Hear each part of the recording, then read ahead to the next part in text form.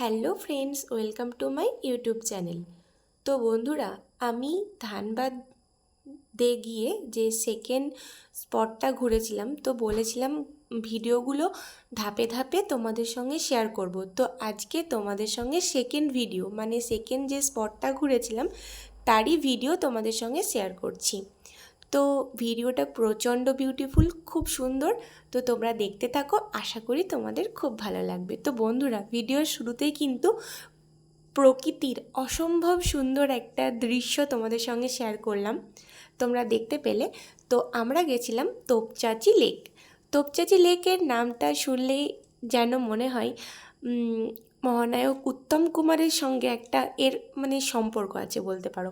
কারণ এই লেকটা তে আমাদের বাংলা সিনেমার খুব সুন্দর একটা মানে মুভি শ্যুটিং হয়েছিল। এই সুন্দর স্বর্ণালী সন্ধ্যায় গানটিও এখানে শ্যুটিং হয়। তো এরপর শোনা যায় যে তিনি মানে মহানায়ক উত্তম কুমার এখানে একটা বাড়ি কিনেছিলেন, তার বাড়িটি এখনও এখানে আছে। তো কিছু একটা কাজ চলছিল বাড়িটিতে, তাই তোমাদের সঙ্গে শেয়ার করতে পারলাম না। কিন্তু বন্ধুরা, তোমরা বলো এই জায়গাটা ঠিক কেমন? এখানে একটা সুন্দর বজরংবলীর মন্দিরও আছে, আর সেই মন্দিরটি থেকে তোপচাঁচি লেকটা কিন্তু দেখতে অসাধারণ সুন্দর লাগে।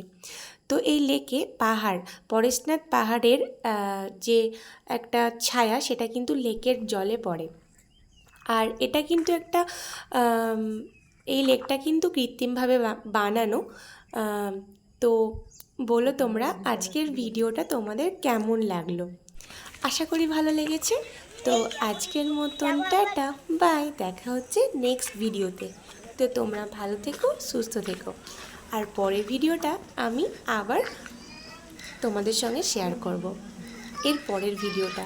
তো তোমরা দেখতে থাকো আর দেখো, আশা করব ভালোই লাগবে। তো আর কি বলবো, অনেক কথা বলে ফেললাম। তো চলো বজরংবলীকে দর্শন করে নাও। এখানে একটা খুব সুন্দর বজরংবলীর কিন্তু মূর্তি আছে। তো তারপর খুব সুন্দর একটা জঙ্গল, মানে বজরংবলীর মন্দির থেকে বেরিয়েও কিন্তু একটা খুব সুন্দর জঙ্গল আছে। মানে জঙ্গল ঠিক বলবো না, মানে পাহাড়ি রাস্তা আর কি, খুব সুন্দর।